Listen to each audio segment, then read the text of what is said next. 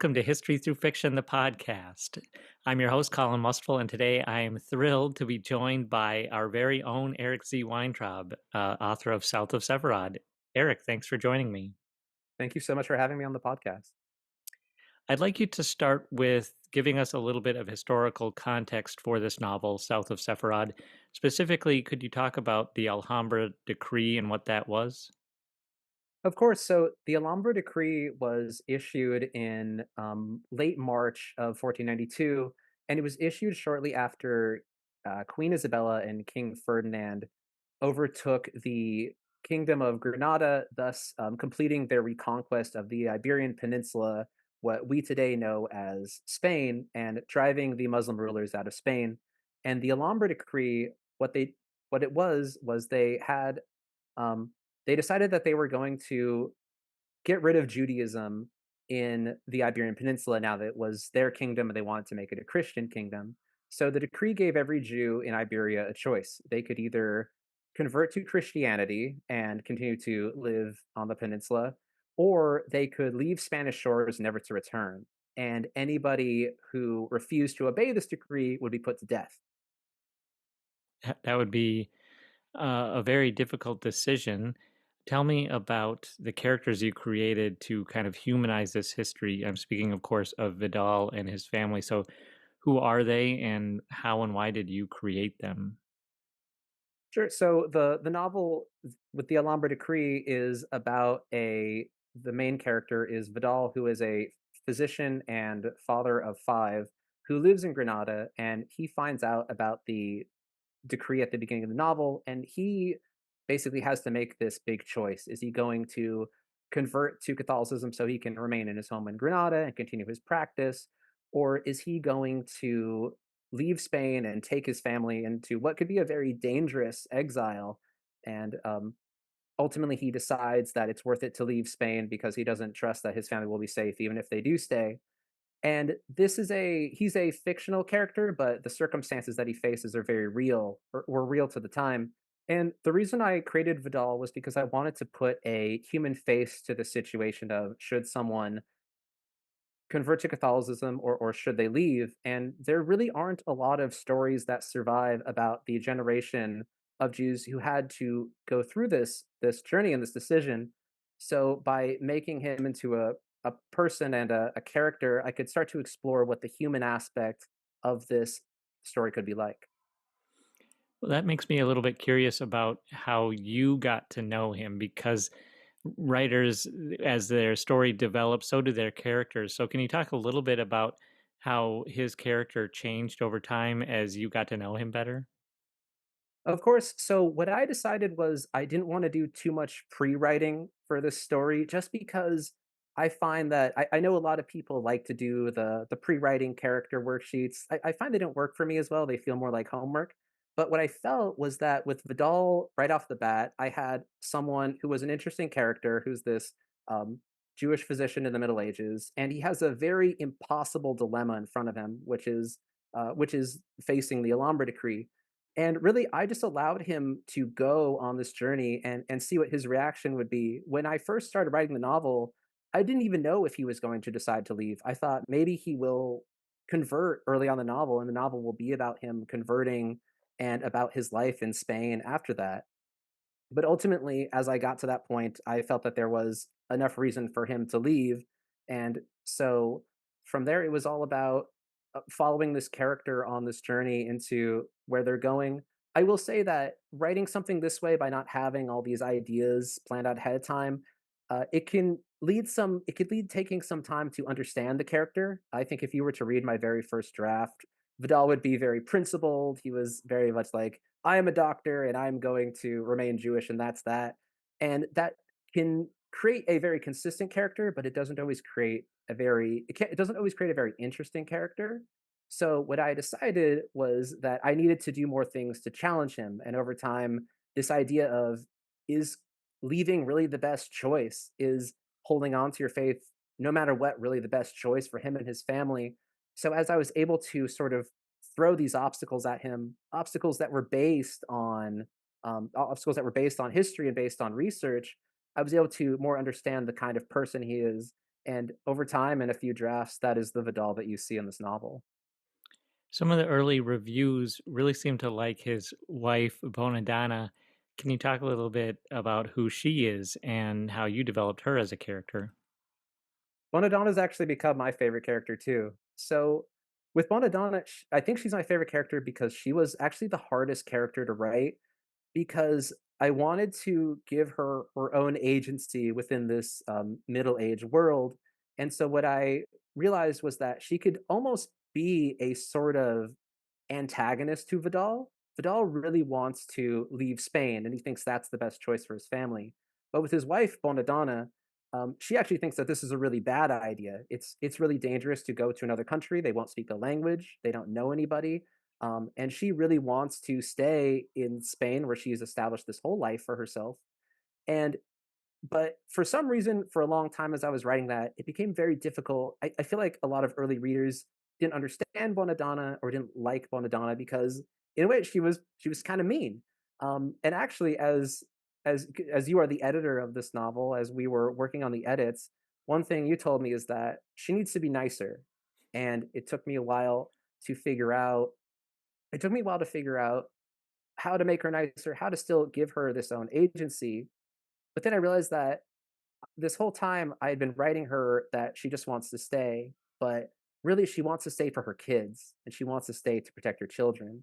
And once I realized that, it started to click that that's who this character is. And if people like Bonadonna, I think it's because she really has her own side of the story and hopefully a very convincing reason for why she wants to stay. But she does leave anyways because in that time period, unfortunately, that was the wives obeyed the husbands, and she had no choice but to leave. And I felt that that was a very interesting dilemma for her to be brought along on this journey while also trying to maintain some agency of her own. Yeah, I think she really illuminates the difficult decisions that they were faced with.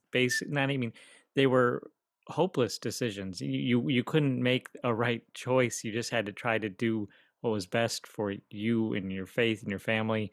And I think Bonadonna kind of really illustrates how difficult those decisions were. And I think that's why readers are really connecting with her, because they help her understand this story and just the basic humanity of it. Uh, Involved in all of that was also Catalina, who was known as a converso who had converted to Christianity and decided to, I don't want to give away too much, but had decided to stay behind.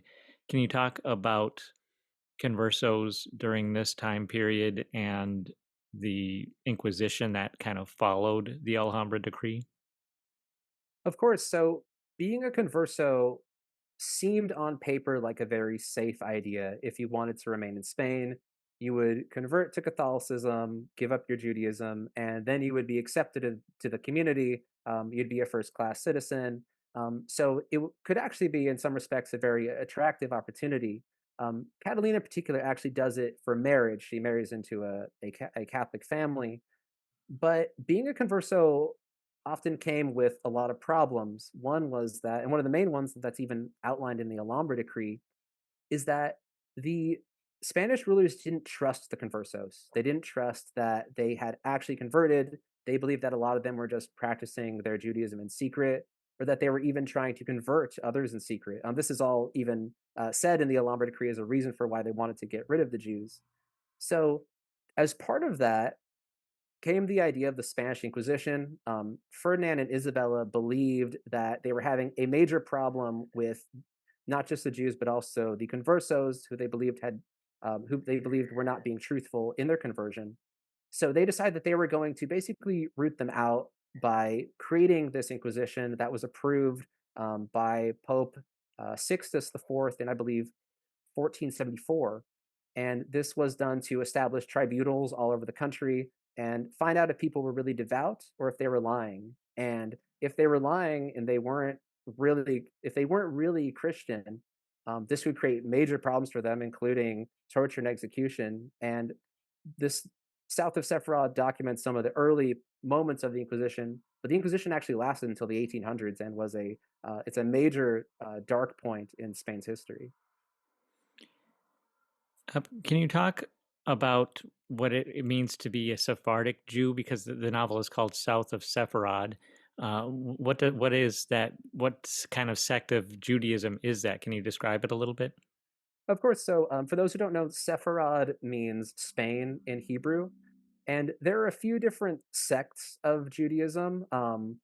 Probably the most well known is Ashkenazi Judaism, which is Judaism that hails from sort of Europe and Eastern Europe. This is where many people spread out after the banishment from Jerusalem in the year 70.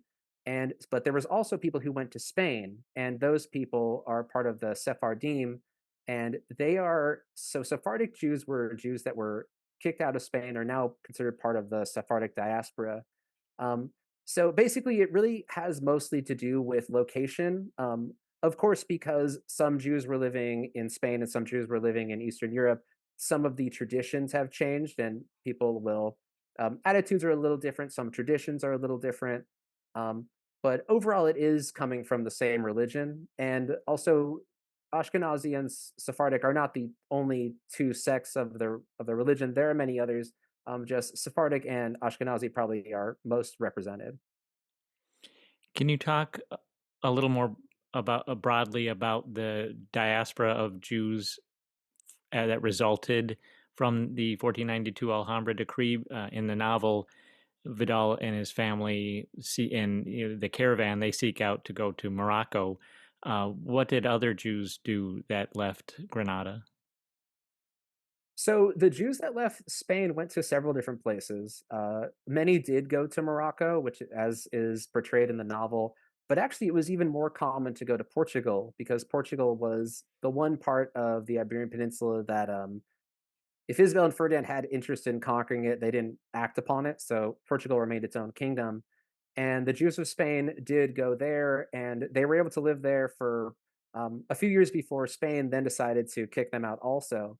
Um, at one point, I had thought about writing the novel and having them go to Portugal and then having them kicked out again, but I realized it was quickly going to become a thousand-page book if I did that.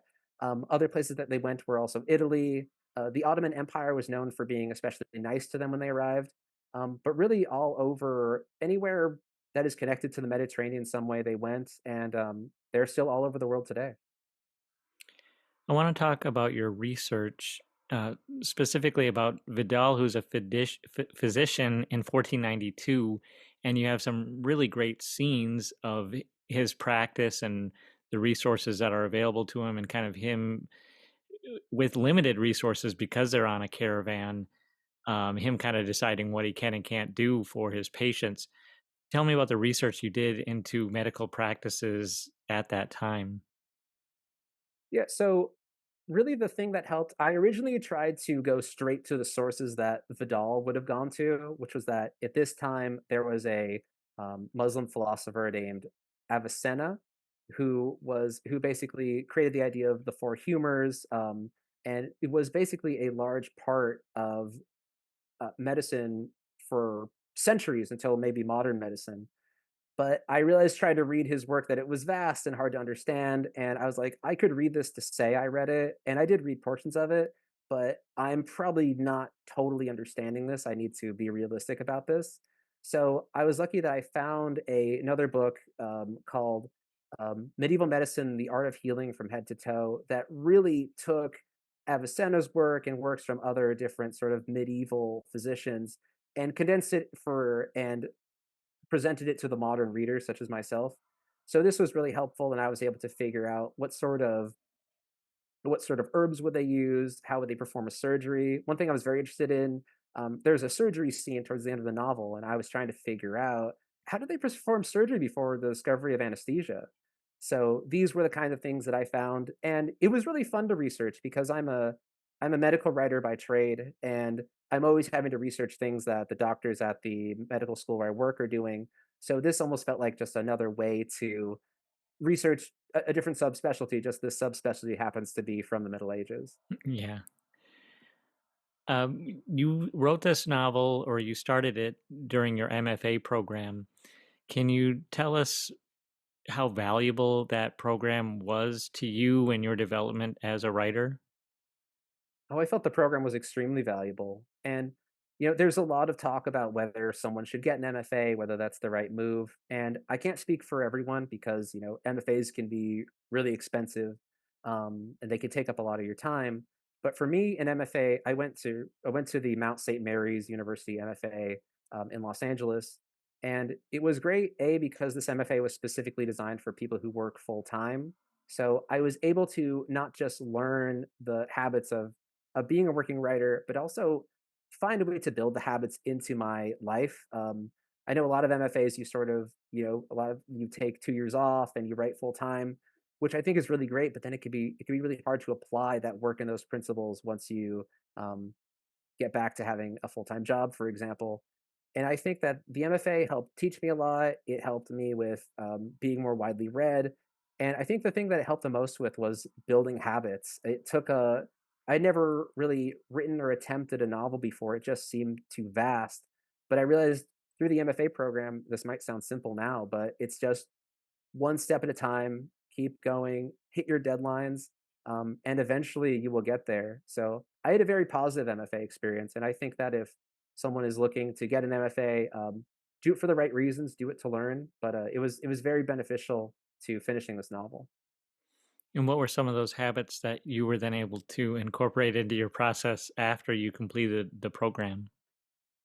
I think the most important one is meeting your deadlines, and I could actually talk a little bit about when I was doing the first round of edits that you gave me when you said you were going to publish the novel. Uh, at first, I was a little afraid because I was thinking these edits are going to be whatever I do for these edits. That's going to be the book that people read. It's no more like I could keep it hidden to myself. Like this is going out there, and I was nervous for a second, and I reminded myself, "You know what? This is just another it's just another day in the MFA program. It's just another day of, it's just another final, another thing to be submitted." And that helped me take the pressure off myself and remind myself that we can overthink ourselves out of writing these projects altogether, but really it's just about, putting your head down, doing the work, and if you do the work and you work hard at it, you'll finish it and it'll be good.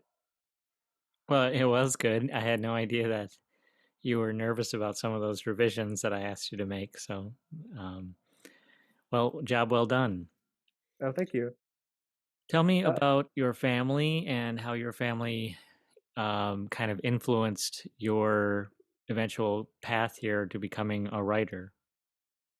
So I actually come from a family of educators and what I call working artists. And I think that's something that a lot of people don't think about when they think about working artists. They think that someone either has to be like a rich painter or rich film producer, stuff like that. But I don't come from that kind of family. But my father was a news cameraman for KCAL 9, which for people who aren't from LA is sort of our local division of CBS. And my mother has done lots of short form documentaries for education. She runs a 501(c)(3) nonprofit that includes a documentary web series.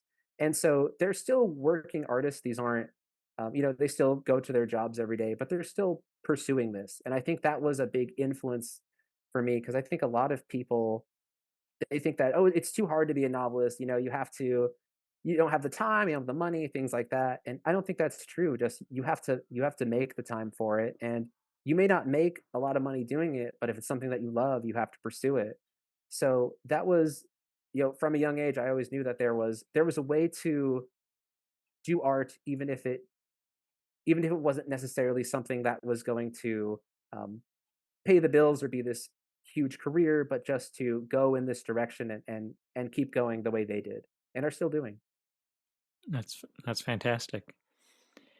We've talked about this before, but for listeners who haven't heard your story of your submission process, could you talk about what that was like for you and some of the specifics of how you eventually got published? Are you talking about the short story? Well, including that, yes. Okay. So I think I first found out about history through fiction through Twitter of all places, and you guys seemed like exactly what I was looking for because you were looking for what I feel to put in a genre would be straight literary fiction that is historical. It didn't necessarily need the young adult twist or the romance twist that I think a lot of historical fiction requires. And so I was really excited to submit to you, but at the time I found you weren't open for novel submissions, but you were open for short story submissions. So I decided that I was going to take a small part of the novel, probably about 10 pages, and submit it as a novel excerpt and just see how that went. I felt it would be a way to introduce myself. I didn't even know if History Through Fiction would publish it, but I hope that I could at least introduce my project and hopefully make you a little aware of what I was doing. And I got very lucky that you liked the excerpt, and then as we were editing that and getting ready for it to go out and be published, I asked if I sent you a query letter for the entire manuscript, and I think you read the query letter in the first 10 pages, as publishers do, and then you asked for a full read, which I was very excited about, and I sent it to you, and then it was Thanksgiving weekend when you finally accepted it, and I think within that week, that was when you published the excerpt. So it was really exciting to get an excerpt published for a novel that was going to come out in a year, year and a half or so. Did you have to go through a lot of rejections? Did you submit to agents initially and then go to publishers? How did that work for you? I did. I submitted to a lot of people, and I think that part of it, I think the reason I submitted to so many people was that I was just trying to figure out how it worked for myself. A lot of places want historical fiction, but I didn't realize till I was submitting to more of them that actually, like I was saying earlier, they want it with that genre twist, or they want it to be written about a very famous historical figure. Which the whole point of writing this book was that it wasn't famous, was that I wanted to tell the story that I felt hadn't been told.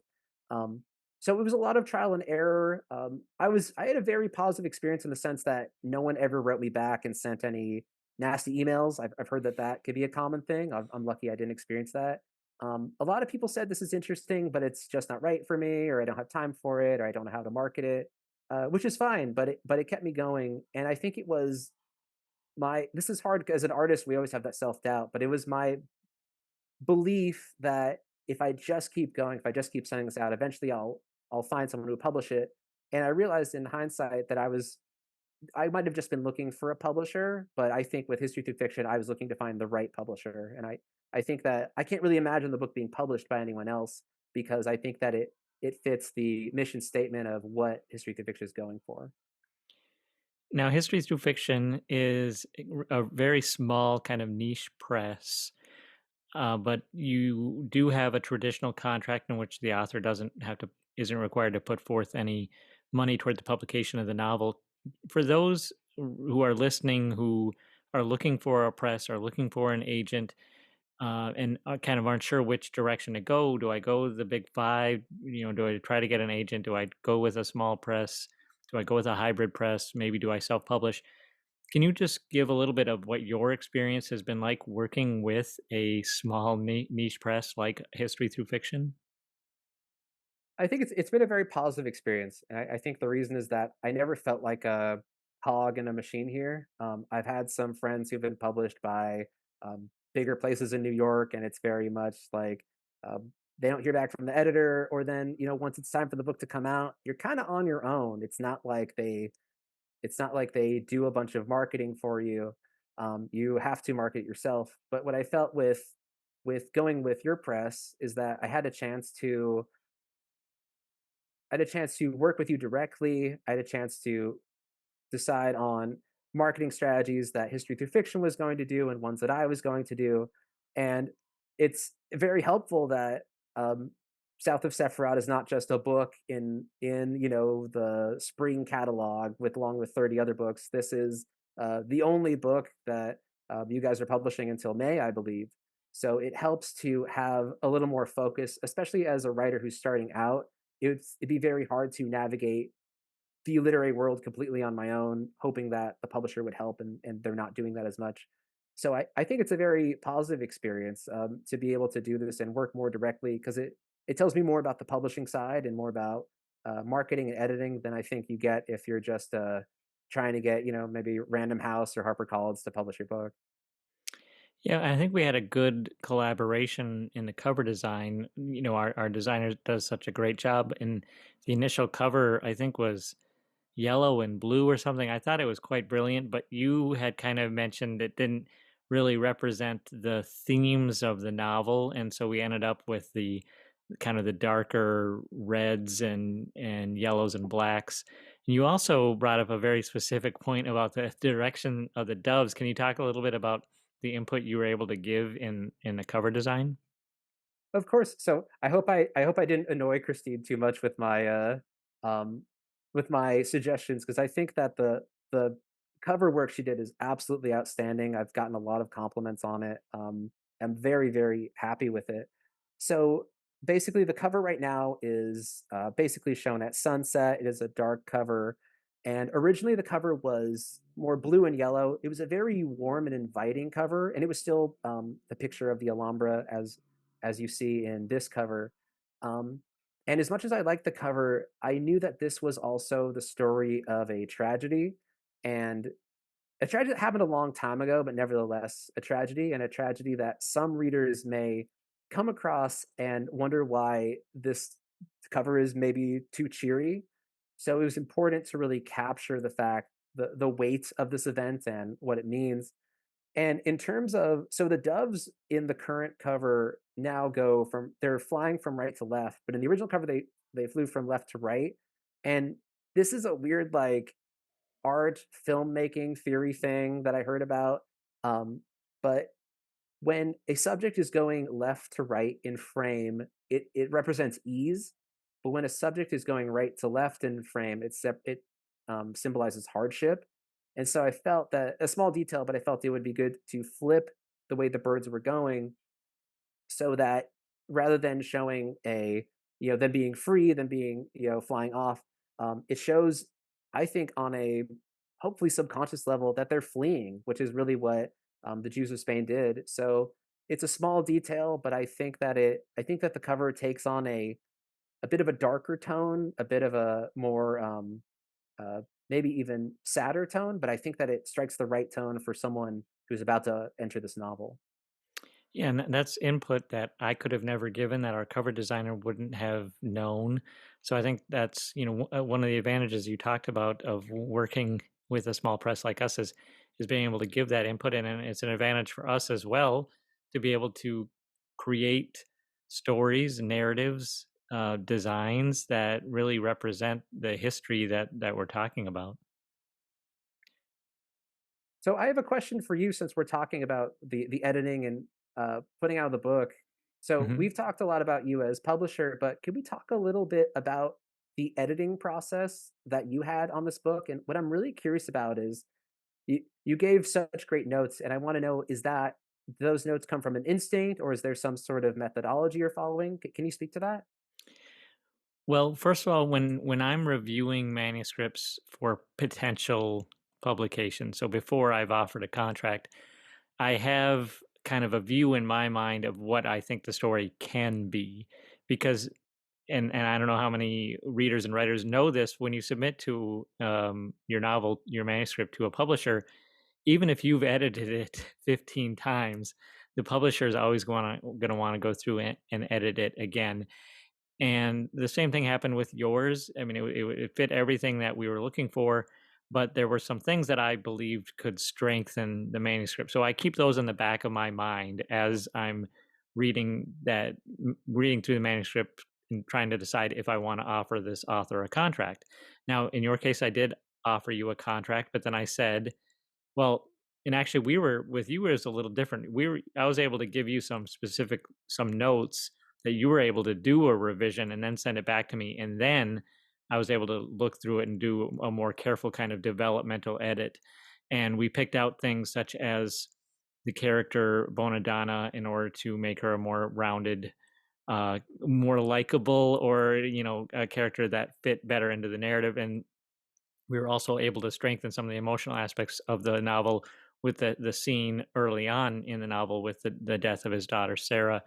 But yeah, those things I'm always looking for right away as I'm reviewing the manuscripts, and then if I when once I sign an author to a contract, then I do a very careful, extensive developmental edit. As far as my notes are concerned, those come from my own personal experience. One thing is I do have an MFA in creative writing, so that helps me to really understand the craft elements of fiction and be able to recognize and then convey or communicate to the author, these are the craft elements we need to work on here. And that helps me, just having that background, that educational background, helps me articulate what those craft elements are. But I also was an author before I ever became a publisher. I've published 5 novels, and when you publish a novel, you get a lot of feedback, a lot of critique, and not all of it is easy to digest. And with some of those experiences I've had, I try to come at it with a little bit of empathy and compassion, because I know what authors go through. They spend years and years of their lives putting these stories together, and they're good stories. But even the best story can be improved from an outsider coming in and being able to look at it objectively. So when I'm communicating those messages, I always try to lead with something positive and then offer constructive criticism that's easy to understand and even easier to incorporate. Where, yes, you might have the option to whether or not you want to take an editorial comment of mine, but I try to convey it in such a way that you wouldn't even think to not include it. So there's a bit of a craft to that editorial process itself, and being able to effectively communicate what changes will make the story better, and make the author actually feel better about their work and more confident in what they've created. Well, I really feel like the notes that you offered me, even though I said earlier that I was scared as I was doing it, I really feel that those notes made the novel better. I think that the novel that's going out, I really feel is the best version we could have possibly put out. And so I'm very grateful for those notes and that you knew very specifically what needed to be fixed to elevate it to the next level. Yeah, I agree. And like I said earlier, the initial reviews have all been very good, and that's rewarding, I'm sure, for you, but it's rewarding for me too, because I take a risk every time I take on an author, take on a story, and it represents our brand, and just how far our brand can go moving forward, depending on the reception of each one of these stories. This is your debut. Are you thinking of something else? Are you working on something else? What's down the road for you? So I'm working on actually what's now the second draft of a new novel. This novel isn't historical fiction; it takes place in present day. But there are other ideas that are starting to percolate for a new historical fiction novel. There was a lot of research that went into this novel, and while I don't plan to do anything else related to the expulsion, there were other figures that I heard about from pre-Inquisition Spain that I find really interesting and would consider doing a novel about them down the road. But I know it's a lot of research. It's another huge mountain to climb, but I'm looking forward to getting into it and hopefully in the next couple of years. Well, Eric, congratulations on South of Sephiroth. We're so glad to have you as a history through fiction author, and thank you so much for joining me on the podcast. Thank you for having me.